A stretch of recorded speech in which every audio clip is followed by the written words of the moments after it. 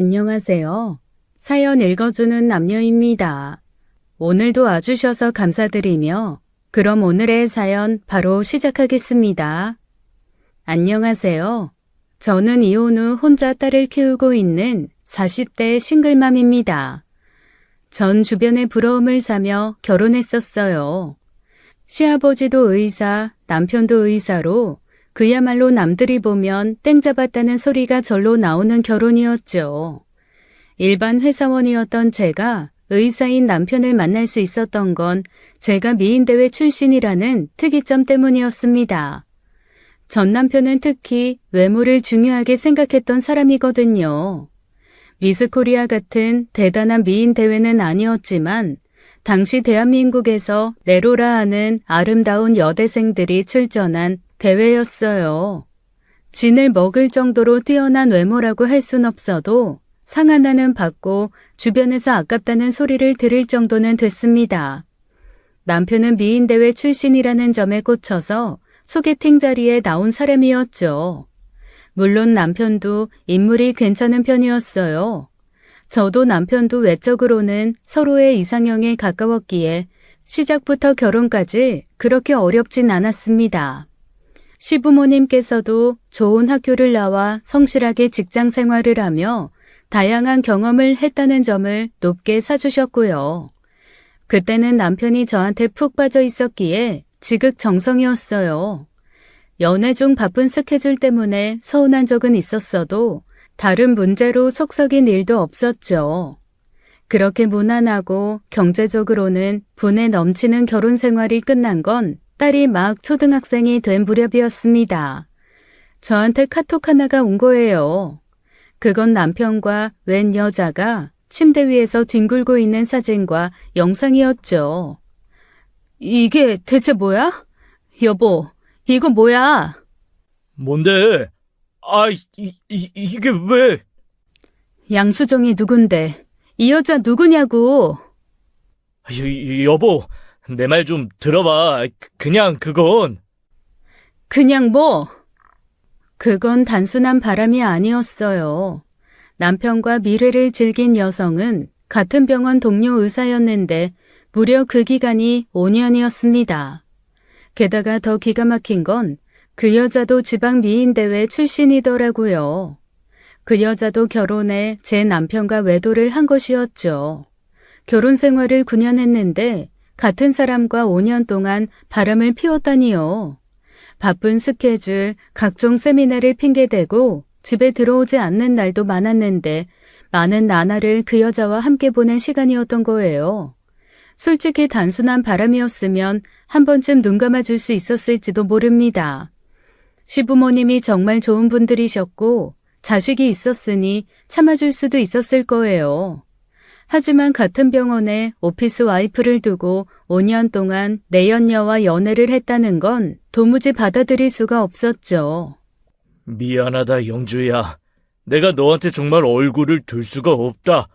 할 수만 있다면 홍석이 그 녀석, 호적에서 확 파버리고 싶은 심정이야. 아니에요, 아버님. 아버님 잘못도 아닌데 그러지 마세요. 아버님, 어머님께서 바른 길로 인도해 키워주셨을 텐데 두 분 얼굴에 먹칠을 하네요. 못난 아들 때문에 병원도 못 나가겠다. 아주 소문이 다 돌아서 만나는 사람마다 그 소리야. 그 꼴도 보기 싫은 김 교수 놈은 자식 농사 대박이라고 비아냥거리질 않나. 아유, 그 집에서 나오지 말고 계속 살아라. 네 앞으로 명의 이전해 줄 테니까. 네? 아니에요. 그렇게 과한 걸. 현서 계속 보고 살고 싶다는 의미야. 이혼한 며느리 눈치 보느라 우리 현서 얼굴도 제대로 못 보고 살면 나 아마 속이 타 죽지 싶다. 그러니까 그건 좀 봐주라.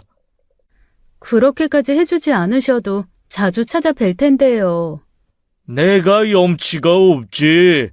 적어도 먹고 사는 문제, 현서 교육 문제는 나한테 맡겨라. 애비가 애비 노릇 못하면 할애비라도 제대로 해야지.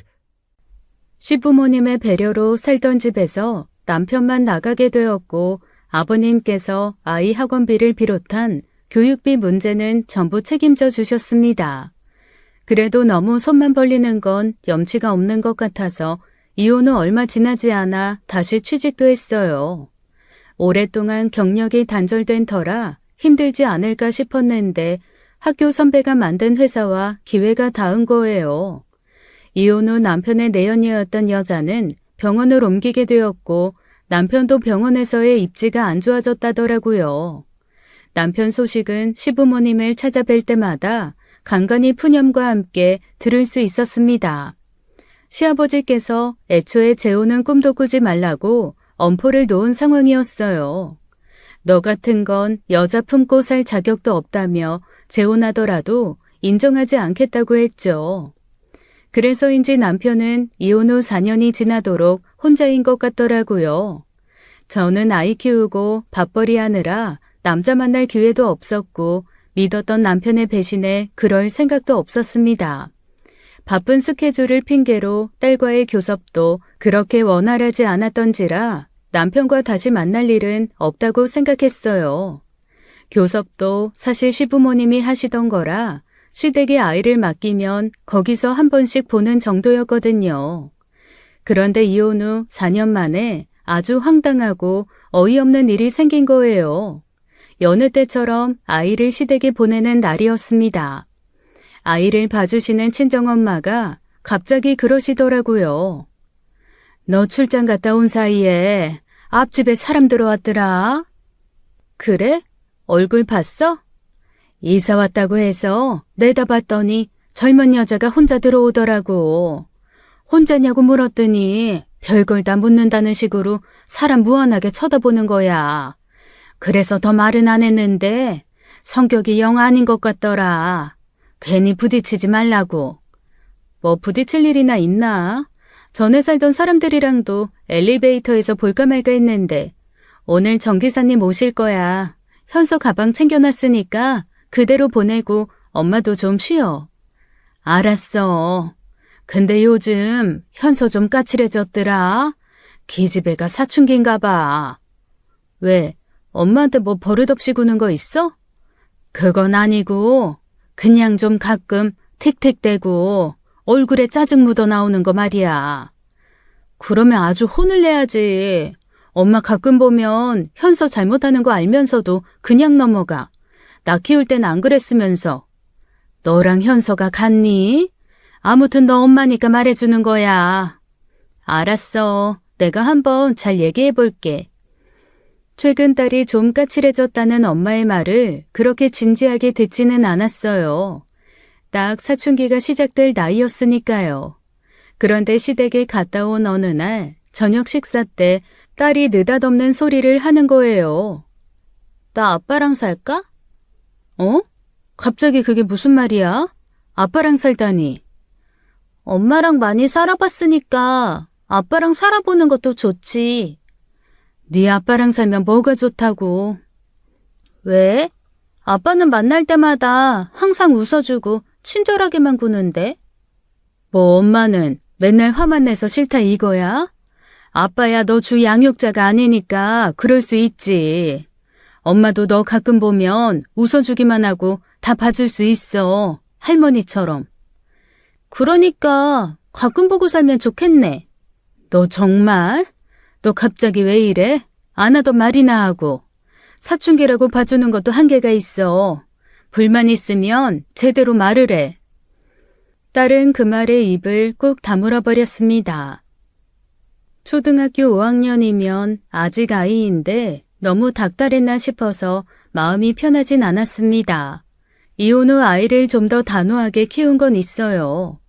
똑같이 버릇없이 굴어도 편부모 가정 아이들은 아빠가 없어서 엄마가 없어서라는 말이 따라 붙었으니까요. 그래서 행여 그런 소리 들을까봐 더 엄격하게 대했죠. 아무리 애를 써도 사춘기는 어쩔 수 없는지 자꾸 미운 짓을 하더라고요. 게다가 어리지만 알게 모르게 어른들 사이에서 부모가 어떻게 헤어졌는지 충분히 알았을 텐데 그걸 모르고 저러나 싶어 속상하기도 했었고요. 애가 뭘 알아. 듣고도 그 말이 뭔지는 알겠어? 현서 탓하지 마. 너도 잘한 거 하나 없어. 뭐가 또 내 탓이래? 너 바쁘다는 핑계로 요즘 애한테 얼마나 무관심한지 알아? 내가?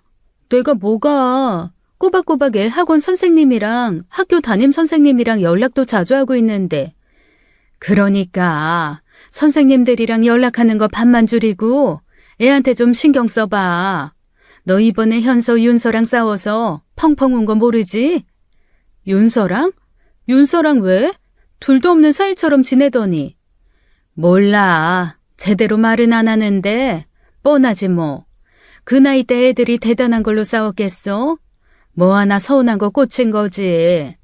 너 밖에서 힘든 건 알지만 애 신경 좀 써. 할머니는 한계가 있으니까. 그래서 힘들다는 거야. 여자 혼자 애 키우는 게.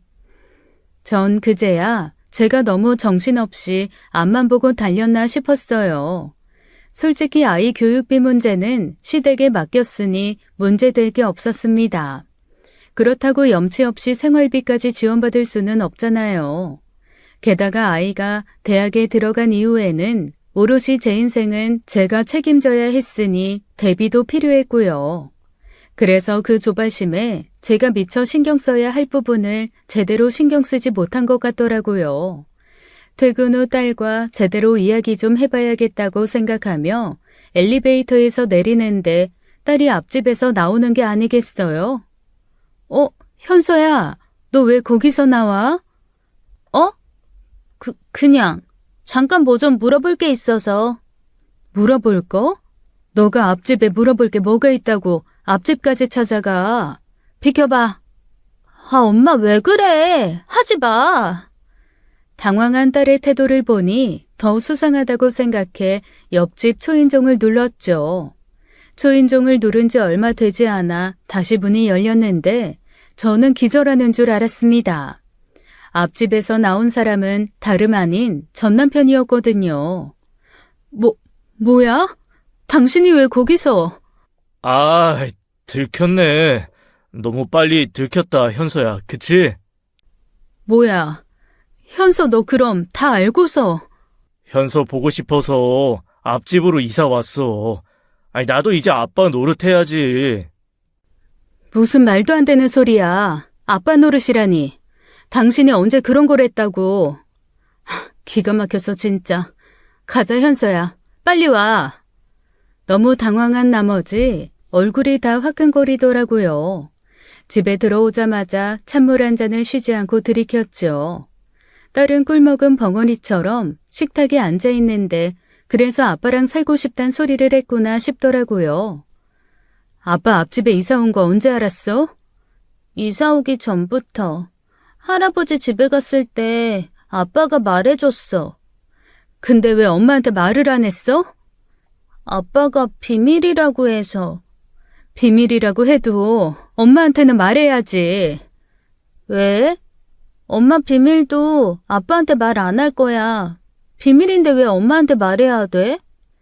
저는 말문이 막혀 그냥 쳐다만 봤습니다.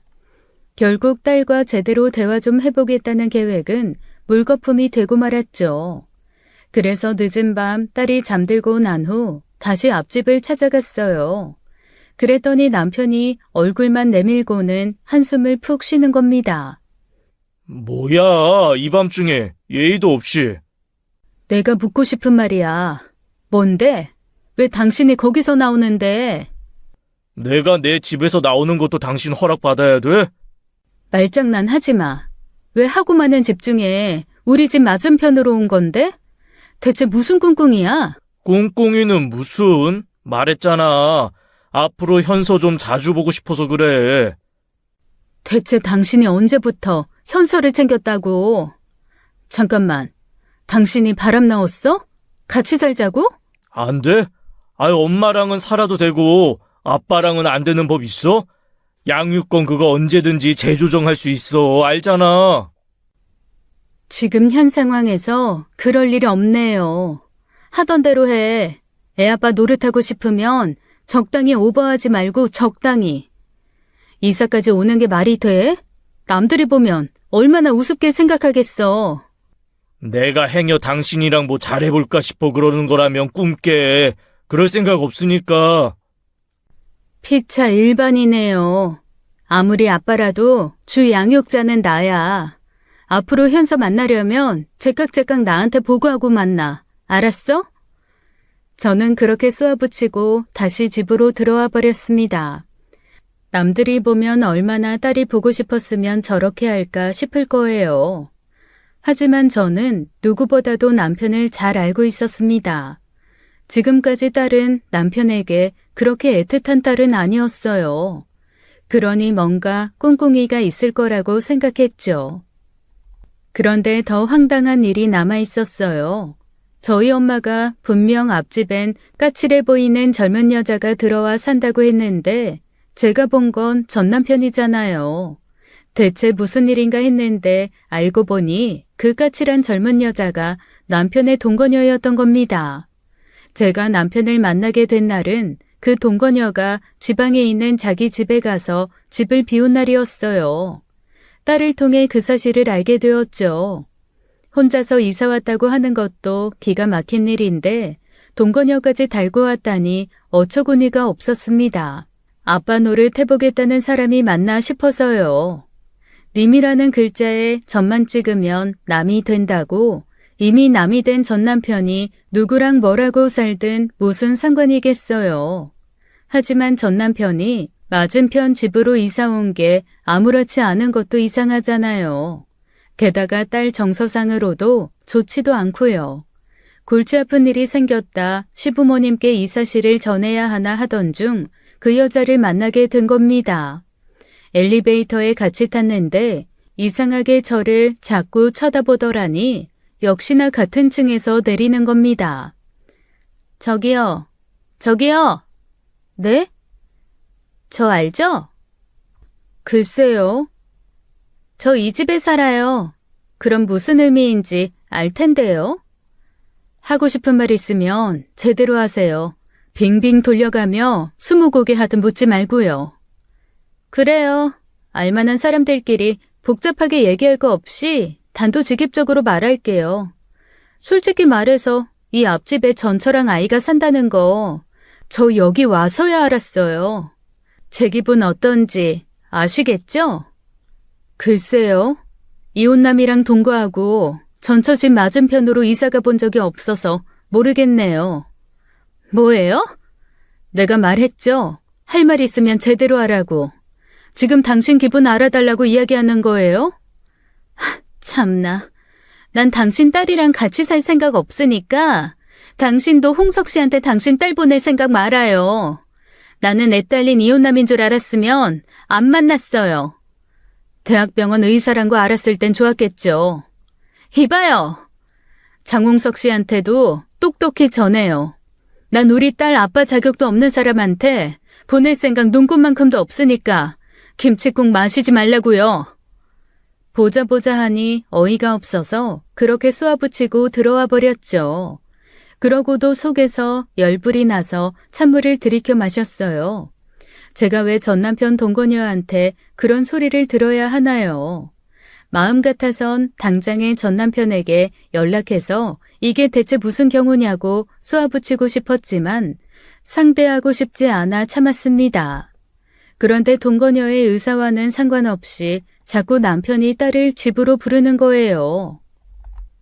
현서 너 학원 끝난 지가 언젠데 이제야 들어와.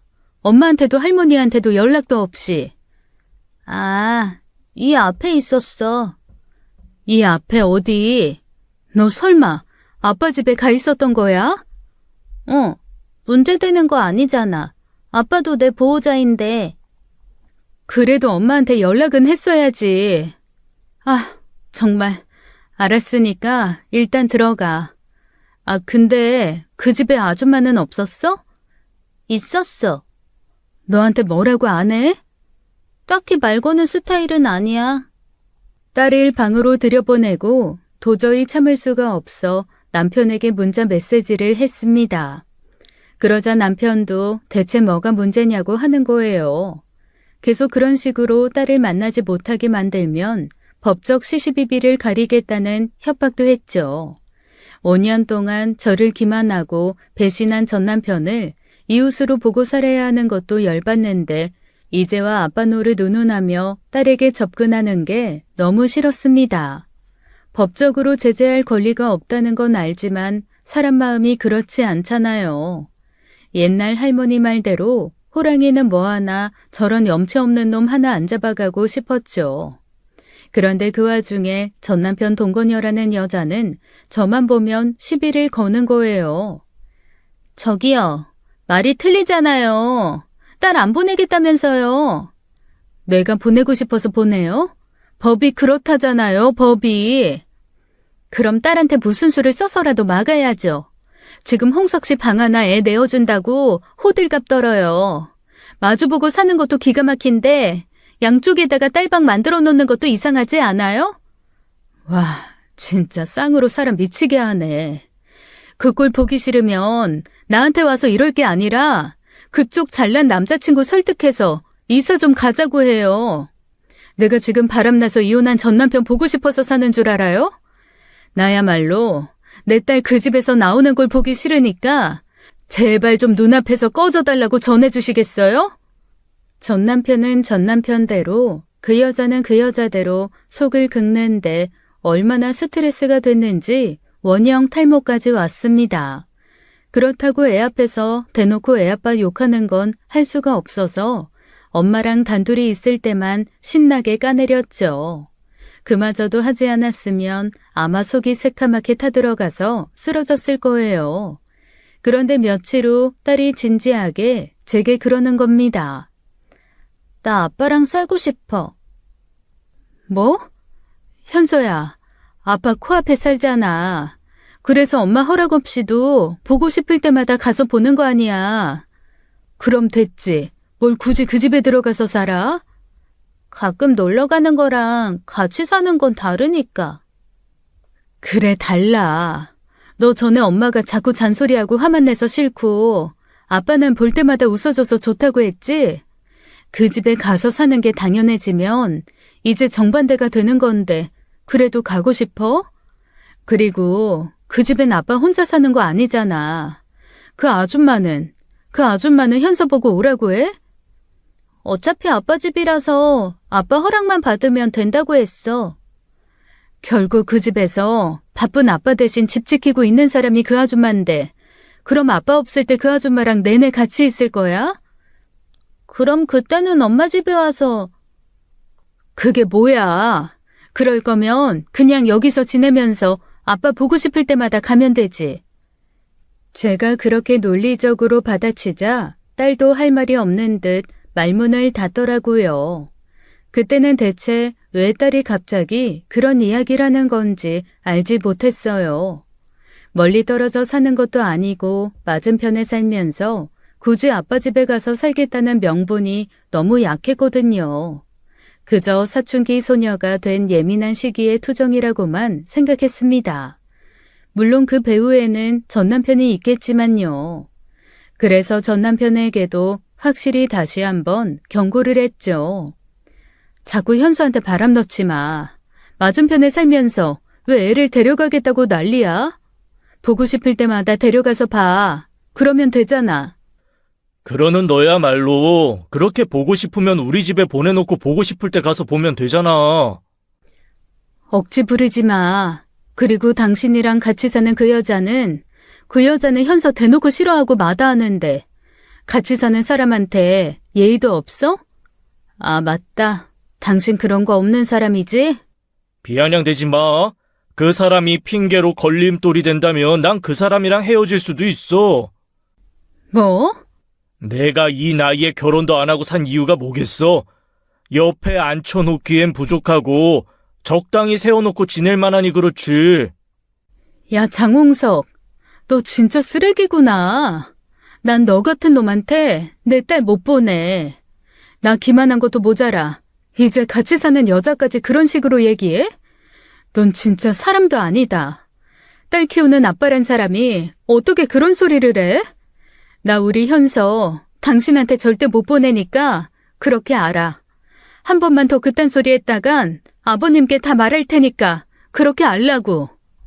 그때까지 시댁에 이 사실을 알리지 않은 건 말해봤자 변한 게 없을 것 같아서였어요.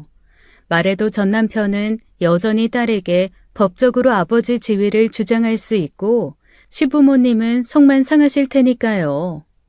예, 영주야, 잘 있지? 네, 어머니. 안 그래도 다음 주말쯤에 현서 데리고 한번 찾아뵐까 했었어요. 나야 좋지. 네 아버지한테도 시간 빼놓으라고 할게. 근데 혹시 홍석이한테 연락 온 거 없어? 왜요? 아니, 얼마 전부터 홍석이 그게 현서한테 간 건물 그걸 자꾸 꼬치꼬치 캐묻더라고. 거기가 최근에 좀 오른 모양인데 너 알고 있었어? 현수한테 간... 그때 아버님께서 현수한테 증여해 주신 그 건물이요? 아니요. 저는 그 부분은 다 아버님께 맡기고 있어서 몰라요. 명의만 현서 거지 아버님께서 말씀해 주신 분한테 다 맡기고 있으니까요. 아무리 제가 법적 보호자래도 그만한 재산 관리하는 건 쉽지도 않고요. 네가 신경 쓰지 않아도 네 아버지가 알아서 잘하겠지만 애가 꼬치꼬치 캐묻는 게 영 이상하다 싶어서 찝찝하더라고. 일단은 알고나 있어. 대체 무슨 꿍꿍인지 변호사도 만나고 다니는 것 같던데.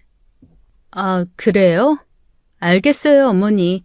일단 알고는 있을게요. 어머니께서는 괜한 말씀은 안 하시는 분이었습니다. 전 남편이 갑자기 딸 앞으로 된 건물에 관심을 보이는 것엔 분명한 이유가 있다고 생각했죠. 전화를 끊고 나서 저는 머릿속이 환하게 개는 기분이었어요. 그동안 답답하게만 생각했던 비밀의 열쇠가 그 순간 풀리는 것 같았거든요.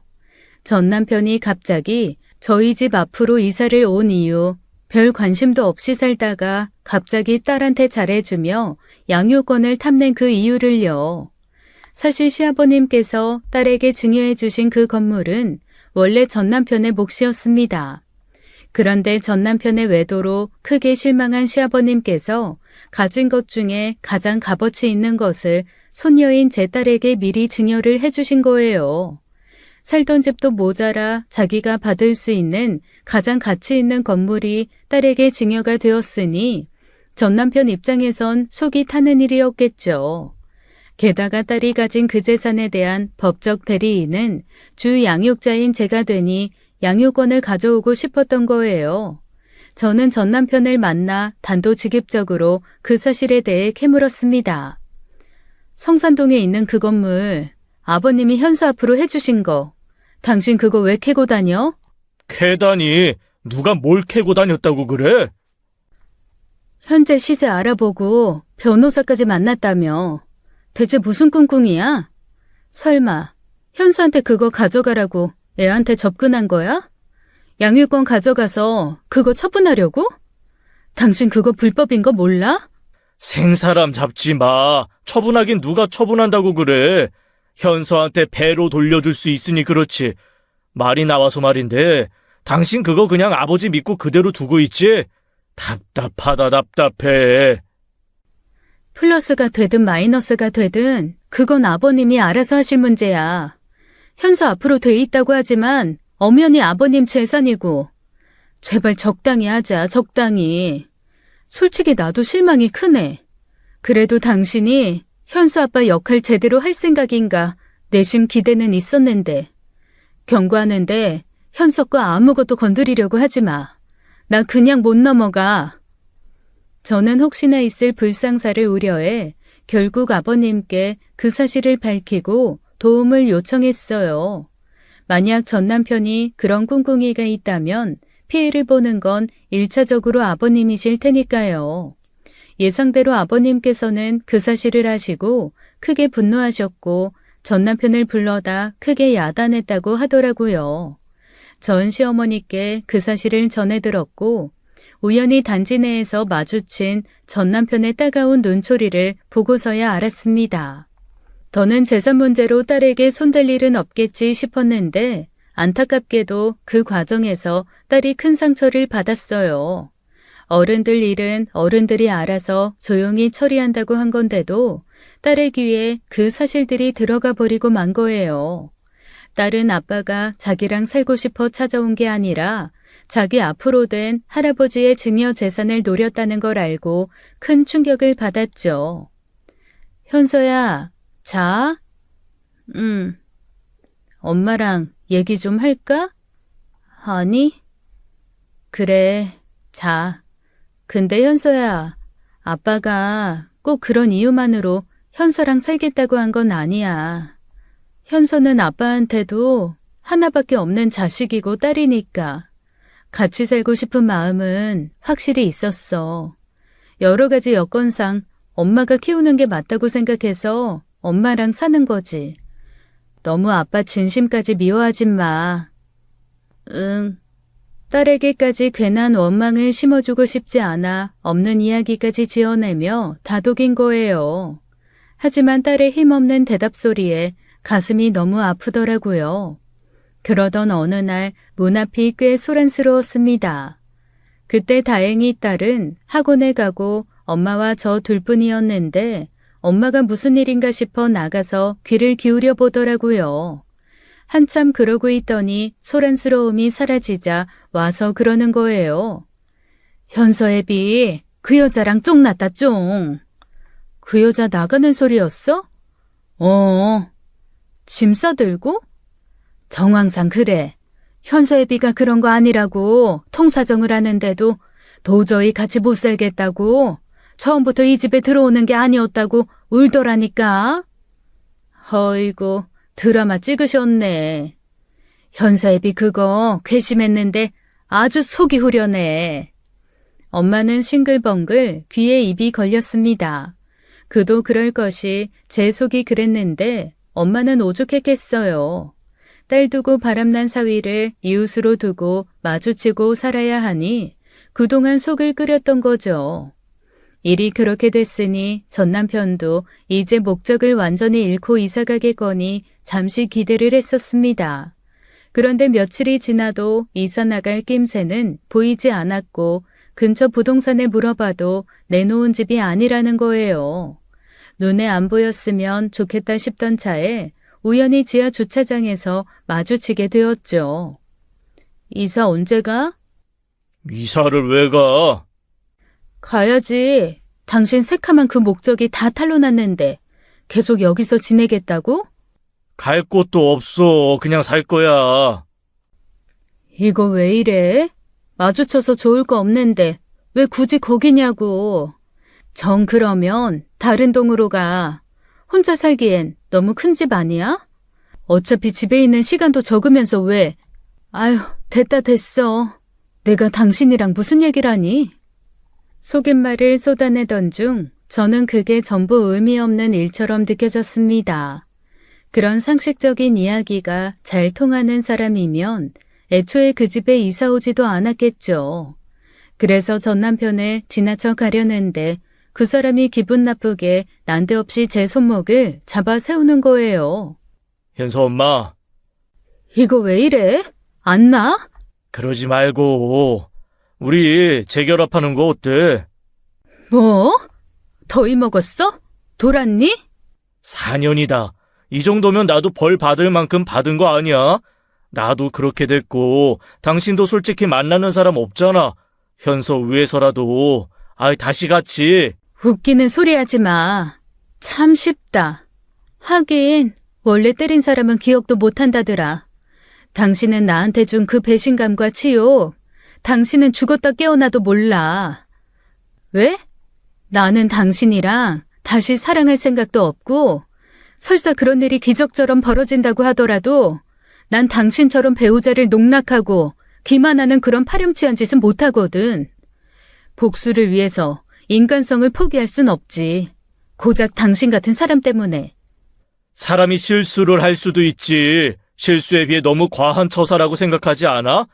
나 그 일로 잃은 거 많아. 아버지한테 버림받고 명망도 잃었고 병원 내 입지도 좁아져서 승진은 꿈도 못 꿔. 그뿐이야? 상속 재산 절반 이상이 당신이랑 형서 앞으로 갔는데 당신도 양심이 있으면 그러면 안 되지. 당신 잃은 거 나밖에 더 있어? 막말로 내가 그거 법정 시비만 걸면. 하고 싶으면 해. 얼마든지. 현서 엄마.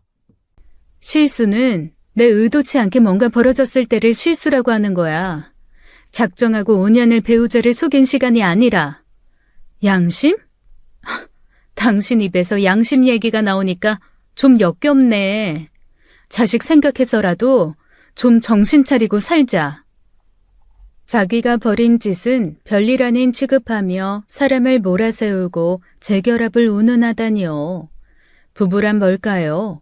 살면서 전 남편처럼 인간의 밑바닥까지 박박 긁어보게 된 사람은 없었어요. 이래서 부부도 적당한 거리가 필요하다고 하나 봅니다. 보통 적당한 거리감이 있는 사람들에게 예의를 지키기 마련이잖아요. 전 남편이 이사 갈 생각이 없다면 제가 이사를 가야겠다는 결심을 했어요. 며칠 후 바로 전 시부모님께 그 사실을 알렸죠. 어머님께서는 차마 못 볼 꼴을 봤다는 눈을 질끈 감으시고 아버님께선 언짢은 표정으로 허공을 응시하셨어요. 미안하다 영주야. 애가 뭐에 씌인 건지 날이 갈수록 왜 저러나 몰라. 내가 아주 속이 상해 죽겠어. 안 그래도 아버지가 불러다가 자식한테 부끄러운 짓 하지 말라고 했더니 이젠 적반하장이 따로 없더라. 궁지에 몰린 지도 결국 고양이를 물게 된다나? 자기한테서 다 뺏어갔으니 자기도 뭐라도 해야 하지 않겠냐는 거야. 잘 지내다가 왜 저러는지 모르겠어요. 결국 돈 때문이지. 어리석은 놈. 실은 학교 선배가 회사를 차린다는데 거기에 투자를 했는데 그게 잘 안 됐나 보더라. 그래서 돈 문제가 좀 있었나 봐. 1년 전에 네 아버지한테 돈 좀 빌려달라고 왔었는데 거절했거든. 아마 지금 살던 집에도 대출 꽤 끼어 있을 거다.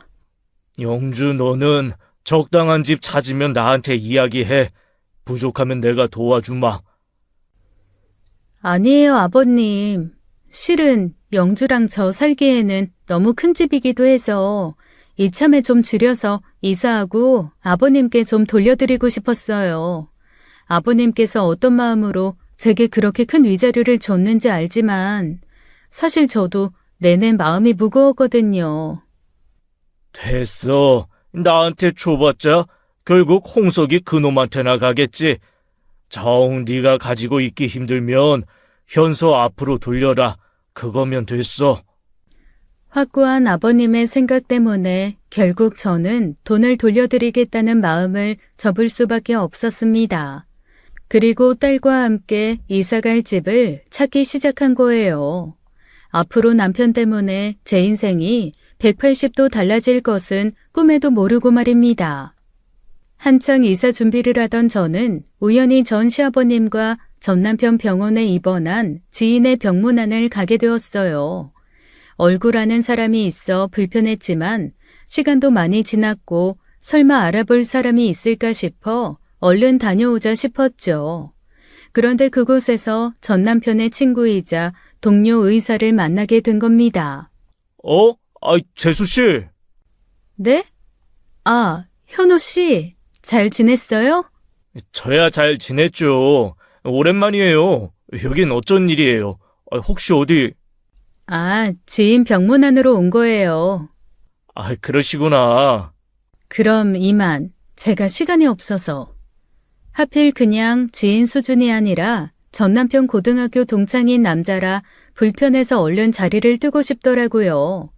그렇게 그냥 지나치려는데 갑자기 그 남자가 저를 붙잡는 겁니다. 저기 재수 씨. 네? 저기 전화번호 좀 알려주시겠어요? 따로 할 말이 있는데. 저한테요? 네, 지금 바쁘다고 하시니까 언제 시간 내서 따로 이야기할게요. 저는 망설이다 오랜 시간을 끌고 싶지 않아 번호를 넘겨주었습니다. 전 남편 지인이라 찝찝하긴 했지만 전화번호 정도야 알려주고 이상하다 싶으면 차단하면 되겠거니 한 거예요. 그런데 그날 저녁 바로 연락이 오더라고요.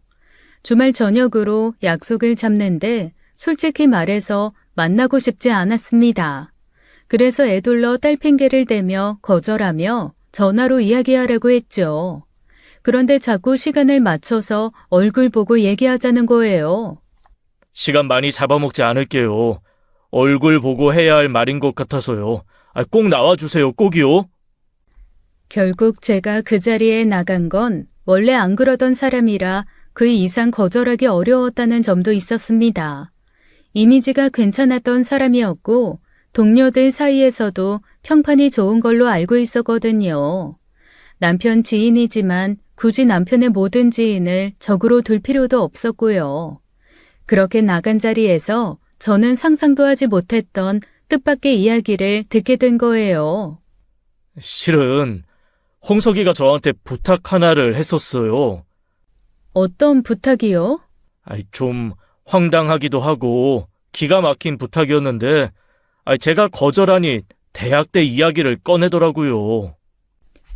그때 그 남자의 씁쓸한 표정을 보면서 순간 저는 잊고 있었던 일 하나를 떠올렸습니다. 처음 연애 때부터 남편이 술에 취하면 가끔 꺼내던 말이 있었거든요. 그 친구가 고등학교 때부터 형편이 많이 좋지 않아서 나라의 지원을 받았던 모양입니다. 그걸 알고 시아버지께서 생활비 지원을 해준 모양이에요. 그런데 남편이 그 일을 가끔씩 들먹이더라고요. 그때는 우리 아버지한테 100만 원씩 넙죽넙죽 받아가던 녀석이 의사랍시고 이제 벤츠도 타고 다닌다. 솔직히 우리 아빠 덕분에 네 인생이 바뀐 거 아니냐? 우리 아빠 덕이면 내 덕도 있는 거 아니냐? 그런 이야기요. 도움을 받은 만큼 의사가 된 후 그 지원금을 이자까지 쳐서 갚은 걸로 알고 있습니다. 그런데도 그 이야기를 꺼내며 사람 민망하게 굴 때가 있었어요. 제가 그만 좀 하라고 타박하면 오히려 그 남자가 친구들끼리 하는 장난이라고 웃으며 넘기곤 했었죠. 그때도 씁쓸한 표정이 드러나곤 했는데 잊고 살던 기억이 그 똑같은 표정을 보니 되살아나는 거예요. 솔직히 자존심이 상하더라고요. 알잖아요. 어지간하면 아버지 생각해서 홍석이 부탁 다 들어주는 거. 근데 그때는 괜히 어깃장을 놓고 싶은 마음이 들더라고요. 이해해요. 들어주지 마세요, 그냥. 네, 그러려고요. 대신 어떤 부탁이었는지 재수 씨한테는 말해야 할 것 같아서 자리 마련한 거예요. 그게 뭔데요? 홍석이가 그러더라고요. 재수 씨 좀 꼬셔서 수작 좀 걸어달라고요. 네? 아무래도 주변에 이 나이까지 미혼인 게 저뿐이고 만만한 사람이 저라서 그런 제안을 한 것 같은데 당시엔 그냥 웃기만 했어요. 어떻게 대처해야 할까 당황스러워서요. 기가 막히네요, 정말. 꼬셔서 수작 좀 부려서 뭘 어쩌려고 했대요? 제가 현우 씨가 수작 부리면 넘어갈 거라고 생각했다는 것도 웃기네요. 하여튼 장홍석, 그 인간은 주변 사람들을 딱 자기 수준으로 생각하는 게 문제예요. 진작 알아봤어야 하는데 그놈의 콩깍지가 뭔지. 속된 말로 씹다 버리라는 거였죠. 자세히는 못 들었지만 두 사람 최근에 무슨 일로 다퉜다면서요. 아무래도 그 일 때문에 앙심을 품은 것 같은데. 참나, 앙심 품을 사람이 누군데. 순간 전 갑자기 기가 막힌 생각 하나가 떠올랐습니다. 앙심을 품고 제게 그런 말도 안 되는 식으로 복수할 생각인 전 남편에게 복수를 해줄 아이디어요. 잠깐만요, 현우 씨. 저 좀 도와주실래요? 어떻게요? 그 제안 받아들여요. 그 말 같지도 않은 제안 받아들이겠다고 해요, 그냥. 네? 이제 와서 어떡해. 장단 한번 맞춰주죠, 뭐. 결국 누가 뒤통수를 시원하게 맞게 되는지는 나중에 보고요. 저의 의미심장한 표정에 그 남자도 무슨 의미인지 알았다는 듯 웃더라고요. 그렇게 전 남편을 상대로 한 복수가 시작된 겁니다. 사실 4년 전에 했어야 할 속이 다 뻥 뚫리는 복수였죠. 그 뒤로 그 남자와 자주 어울리는 모습을 전 남편에게 보여주었어요. 전 남편 나오는 시간 맞춰 병원에 가서 그 남자를 기다린다거나 그 남자가 집까지 데려다주는 소리를 낸다거나요. 그렇게 한 달가량 남편만 모르는 연극을 했을 때 우연히 엘리베이터에서 마주친 전 남편이 그러더군요. 요즘 표정 좋아 보이네. 당신 안 보면 남은 주름도 다 펴질 것 같은데 괜히 아는 척하지 말지. 그러다 큰 코 다친다. 그게 무슨 말이야? 그냥 경고야, 경고. 다 너 위해서 하는 경고. 남자 좋다고 그렇게 해벌쭉 웃고 다니지 말라고. 남이사, 해벌쭉 웃고 다니든 말든. 전 남편은 의미심장한 표정으로 저를 쓱 보고는 사라지더라고요. 그 뒤통수를 보면서 그래, 내가 네 친구한테 푹 빠졌다고 생각해라 했죠. 그러다 전 시부모님의 호출로 전 시댁을 찾은 날이었습니다. 그때 느닷없이 아버님께서 그 남자와의 관계를 묻는 거예요. 그제야 같은 병원에 있다는 사실을 깨닫고 아차 싶었죠. 전 남편 보라고 병원에서 얼굴을 비춘 건데 그새 저를 알아본 사람들이 소문을 낸 거예요. 아, 요즘 병원에 소문이 돌던데. 영주, 너 정말 현호랑 그렇고 그런 사이야? 네? 그게... 저는 생각지도 못한 질문에 얼굴이 다 화끈거리더라고요. 사실대로 말씀을 드려야 할까 싶다가도 전 남편과 똑같이 굴고 있다는 말을 들을까봐 선뜻 입이 떨어지지 않았죠. 그런데 아버님께서 꺼낸 말은 뜻밖의 이야기였습니다. 잘했다. 현호 그 녀석이야말로 사람 됨됨이가 됐지. 네? 우리 눈치 볼 필요 없다는 말이야. 책임감도 강하고 직업의식도 강한 녀석이라 믿을만해. 어려운 형편에 그만한 의사 되는 게 쉬운 일도 아니고. 현호 그게 고등학교 때부터 떡잎부터 달랐다. 그러니 내가 선뜻 손을 내민 거지. 내가 어디 홍석이 친구라는 이유만으로 도왔겠어? 그렇죠. 안 그래도 제 여동생 시집 보내고 호러머리 혼자 모시느라 여태 혼자 사는 게 마음에 걸렸는데 영주 너라면 둘이서도 잘 살 거야. 현서한테도 의붓아버지 역할 제대로 해줄 놈이고 현호랑 하는 새 출발이면 나 얼마든지 밀어줄 수 있다. 생각지 못한 아버님의 응원에 저는 그 자리에서 솔직하게 고백하기 어려웠어요. 어색하게 웃고 감사하단 말만 어렵게 꺼낸 뒤 집으로 돌아왔죠. 그런데 집으로 돌아오니 가슴이 뻥 뚫린 것처럼 허전하고 내가 지금 뭘 하고 있는 건가 싶더라고요.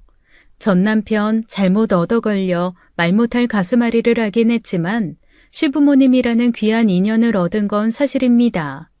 아들 바람에 전적으로 며느리 편들어주는 시부모님이 얼마나 있겠어요. 도덕적이고 올바른 분이라 인간적으로 존경하시는 분들이었죠.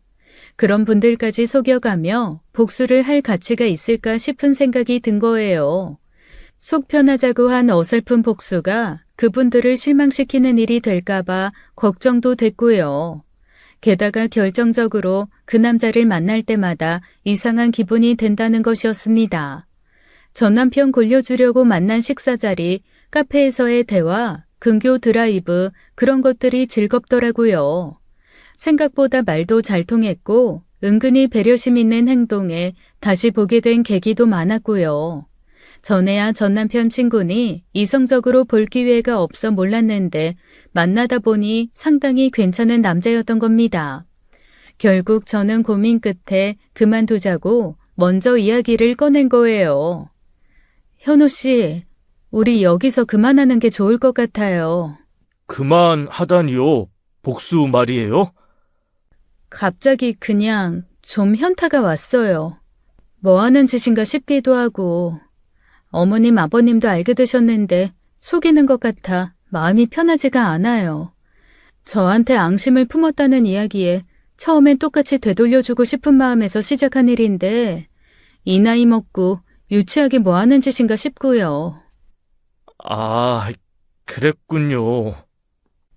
미안해요. 여기까지 와서. 그리고 고마워요. 현수 아빠한테는 그냥 적당히 돌려대줘요. 제 뜻대로 안 돼서 열받겠지만 그 정도만 해도 복수는 복수니까요. 웃으며 마무리하려는데 그 남자가 아무 말 없이 가만히 앉아있다가 불쑥 그러더라고요. 아버님, 어머님 속이는 게 마음에 걸리는 거라면 안 속이면 되는 거잖아요. 네? 네, 그래서. 속이는 게 아니라 진짜면요. 진짜로 사귀는 거면요. 네? 그게 무슨... 그냥 우리 만나볼래요? 어설프고 유치한 복수 다 떠나서 진지하게 남자 대 여자로. 현호 씨, 진지하게 이야기할게요. 저 영주 씨한테 좋은 감정이 있어요.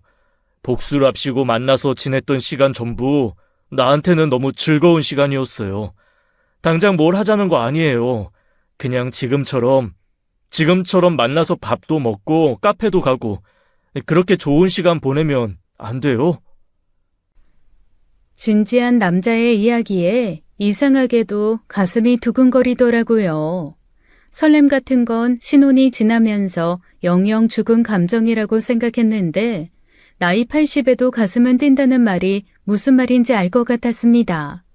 저는 시간을 좀 달라고 했고 그 사이 감정을 정리했어요. 그리고 제 마음 역시 그 남자와 다르지 않다는 걸 인정하고 조심스레 새로운 시작을 시작한 겁니다. 복수가 아닌 연애라는 생각이 들자 마음가짐부터가 달라지더라고요.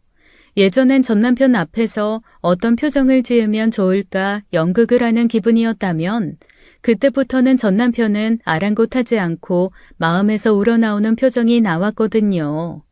병원 근처 카페에서 만나 수다를 떨다 손을 잡고 걷는데 전남편과 딱 마주쳤습니다.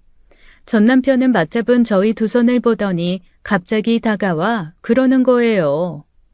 야, 성현호, 이제 그만해도 돼. 영주야, 내가 너 조심하라고 했잖아. 그러다 큰 코 다친다고. 너 아주 내가 친 덫에 보기 좋게 걸렸어, 알아? 무슨 말이야 그게? 눈치가 빠른 줄 알았더니 영. 하긴 너가 눈치가 빨랐으면 5년이나 속아줬겠냐? 내가 현호한테 시켰어. 너 좀 가지고 놀다가 버려달라고. 알잖아. 성현호 내 부탁이라면 뭐든지 하는 거. 전 남편은 비열한 웃음을 흘리며 저를 마음껏 비웃어줄 준비를 하고 있었습니다. 하지만 저도 남자친구도 전 남편 장단에 맞춰줄 생각이 없었어요. 그냥 별말 없이 빤히 쳐다보기만 하자 당황한 듯 저희 둘을 보다가 그 손을 탁 치는 거예요. 못 들었어? 너 제대로 속아 넘어갔다고. 현호 이 자식이 너한테 진심인 줄 알았어? 야, 너 표정 과간이더라. 더 깊어지기 전에 말해주는 거야. 가요, 현호 씨. 어? 야, 못 들었어? 현호 씨 시켜서 나 가지고 놀다 버려달라고 했다면서. 그래서 뭐? 그래서 뭐? 야, 한영주, 그러니까. 그러니까 뭐. 알았어. 알았다니까. 그럼 곧 놀다가 버리겠네. 알려줘서 고마워. 됐지? 하, 너 지금 내 말 못 믿는 거야? 야, 성현호, 그만해. 너가 이야기해봐. 홍석아, 그만하자. 뭘 그만해? 영주씨 처음부터 알고 있었어. 너가 나한테 어떤 제안을 했는지. 그러니까 그만해. 이게 무슨 소리야? 전 남편은 바보 같은 표정을 지으며 저희 두 사람을 바라보았습니다. 그 모습을 보니 좀 통쾌하더라고요. 처음 그 모습을 보려고 시작한 관계였는데 결국 진짜 복수를 완성한 거였어요. 그것도 더 통쾌한 방식으로요. 다 알고 있었어. 당신 즐거워 보이던데. 그동안 많이 즐거웠지? 그럼 된 거 아니야? 아, 내가 걔처럼 차이는 모습은 못 봐서 그건 좀 억울하겠네. 근데 그렇게는 안 될 것 같아. 우리 조만간 결혼할까 싶거든. 결혼? 하! 웃기고 있네. 너랑 성현호가 결혼이라고? 말도 안 되는 소리 하지 마. 니네 둘이 무슨 결혼이야? 고마워. 당신 덕분에 좋은 사람 만나서 좋은 인연 맺게 됐네. 이러다 아까운 청춘 평생 혼자 살까 싶었는데. 하! 이제 둘이 짜고 치고 나 엿먹어보라 이거구나. 야, 성현호. 현서 엄마는 그렇다 치고 너까지 이 장난에 맞춰놓으라? 우리 아버지가 너한테 어떻게 했는데? 잘해주셨지. 그래서 아버님이 아끼시는 며느리 내가 잘해주려고. 전 남편은 크게 충격받은 듯 얼어붙어 말도 제대로 하지 못했습니다. 그 곁을 지나치는데 어찌나 통쾌하던지요. 그렇게 한참 멀어지고 나서 갑자기 남자친구가 그러더라고요. 근데 아까 했던 말 진짜예요? 결혼할 거라는 말. 아, 그거야. 그냥 현수 아빠 열받으라고 꺼낸 말이죠. 무슨 결혼이에요. 얼마나 됐다고. 알아요. 그냥 좀 설레서. 전 솔직히 결혼 생각까지는 없었습니다. 딸아이가 있으니 쉬운 일은 아니었어요. 엄마로만 살겠다던 결심은 온데간데 없이 마음이 시키는 대로 따르는 것도 어쩐지 죄책감이 들었는데요. 그런데 뜻하지 않게 제게 결혼 제안을 한 건 다른 사람이었습니다. 전 시부모님께서 저희 두 사람을 불러다 점심을 사주시면서 불쑥 결혼 이야기를 꺼내신 거예요. 아, 그래서 식은 올릴 거야? 현호, 너도 식장에 한 번은 들어가 봐야지. 네? 아닙니다. 사실 거기까진 이야기해보지 않았었어요. 먼 일이기도 하고. 알 것 다 알고 나이도 있는 대로 먹은 것들이 너무 재고 따지지 마라. 내가 보기엔 둘이 영락없는 천생연분이요. 나는 아주 둘이 잘 됐으면 좋겠다고. 줄에는 내가 서줄 수도 있고. 아버님, 너무 이른 이야기예요. 저희는 그냥 이렇게만 지내도 좋아요. 영준이 마음도 잘 알아. 근데 우리가 현우 얘도 잘 알고 너도 잘 아니까 하는 소리지. 설마 홍석이 그 녀석 때문이야? 그 녀석 눈치 보는 건 아니지? 아니에요, 그런 건. 그런 거 아니면 식 올려라. 너무 늦지 않게. 전 시부모님께 받는 재혼 제안이라니 아마 그런 사람 많지 않을 겁니다. 어쩐지 쥐구멍이라도 있으면 들어가 숨고 싶은 심정이었어요. 그런데 그렇게 기분 좋은 식사를 하고 나서는 길에 하필 그 식당에 들어서던 전 남편을 만난 거예요. 그곳에서 다른 병원 의사들과 모임이 있었던 모양이더라고요. 전 남편은 저희 네 사람을 보더니 기가 막히다는 듯 쳐다보다가 갑자기 제 남자친구에게 달려드는 겁니다. 이게 진짜? 야, 성현호, 너 진심이야? 진심으로 현서 엄마랑 결혼하겠다는 거야? 너 솔직히 이야기해봐. 너 우리 현서랑 이 사람 재산 노리고 접근하는 거지? 그렇지 않고서야 갑자기 네가 왜 이 사람이랑 붙어먹어? 이 자식이 어디서? 그때 잠자코 있던 아버님께서 남편의 정강이를 후려쳤습니다. 전 남편은 꽁꽁이 발로 뛰며 아파 어쩔 줄을 몰라 했어요. 전 남편과 함께 왔던 지인들도 화들짝 놀라 당황했고요. 세상 사람들이 어디 다 너 같은 줄 알아? 이 한심한 놈 같은 이라고. 어디 가서 내 아들이라고 하지 마라. 너같이 한심하고 형편없는 놈이 내 외아들이라는 게 세상 부끄러운 일이니. 아버님, 어머님이 전 남편을 보고 고개를 내젓고 멀어지자 저희도 그들을 따라 나섰어요. 그런데 갑자기 전 남편이 제 팔을 세게 붙잡아 세우는 겁니다. 너 진심 아니지? 너 진짜 현호 이 자식이랑 결혼할 거야? 야, 어떻게 내 친구랑 붙어먹을 생각을 하냐? 너 반반한 얼굴 가지고 내 친구 후려쳐서 복수할 생각이야? 그러면 적당히 해. 나도 알아들었으니까. 뭐 어떻게 말해야 알아들을래? 이거 나 더는 상대하고 싶지 않으니까. 어딜?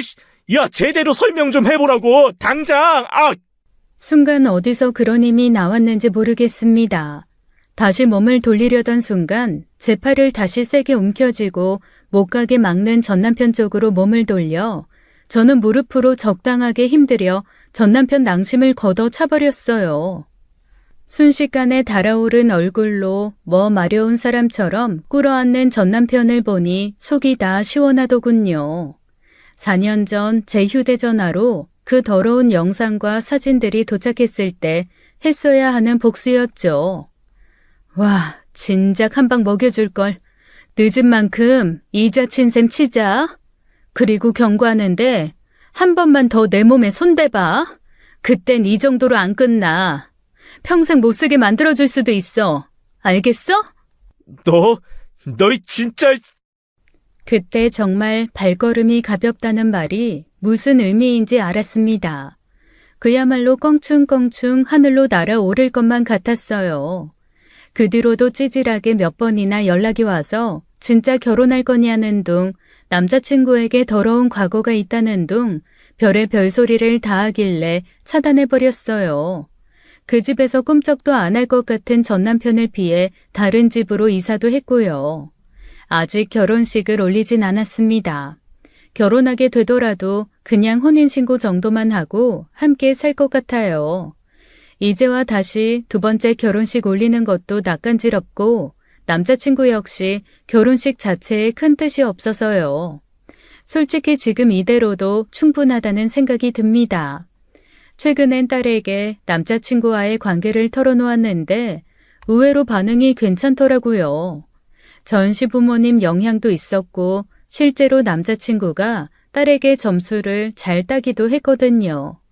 셋이 어울리는 시간이 많아지면서 딸과 있었던 크고 작은 갈등도 자연히 해소되었고 딸이 바쁜 제게 가졌던 불만들도 알게 되어 앞으로는 일을 줄이고 함께 많은 시간을 보내기로 했어요. 세상 든든한 내 편이 하나 더 생겼다는 게 이렇게 좋은 일인지 새삼 느끼고 있는 요즘입니다. 이제는 상처보다는 상처에 난 새살에 감사하며 나쁜 일은 뒤로하고 즐거운 미래만 생각하려고요. 지금까지 사연 읽어주는 남녀였습니다. 끝까지 시청해주신 여러분 감사드리며 저희는 다음 사연으로 돌아올게요. 감사합니다.